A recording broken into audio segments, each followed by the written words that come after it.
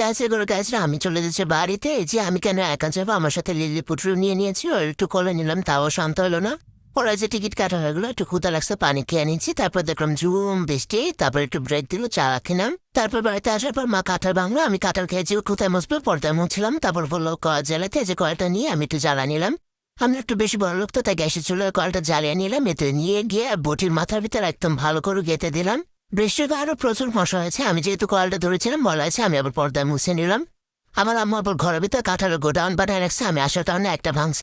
শুধু আমরা কাঁঠাল খাই এমন বিষয় না, আমাদের দুটো গরু আছে, তাদেরকে আমরা কাঁঠাল খাই। আমরা একা একা আসলে কোনো কিছু খাই না, আমরা যা খাই তাদেরকে তাই খাই। আম্মু এখানে কাঁঠালের বিচিগুলো আলাদা করতেছিল, আর বাকিগুলো গরুকে খেতে দিবে। এই যে কাঁঠালের বিচিগুলো দেখেন এত সুন্দর হয়েছে, মানে দেখলে লোভ লাগে। আর কালাগুলো তো অসাধারণ, মানে সবগুলো একে ছেড়ে। আর আমি রাতে যাওয়ার পর আম্মুও রান্না করেছিল চচ্চড়ি আর হচ্ছে গরুর মাংস। চচ্চড়িটা অনেক মজা লেগেছে।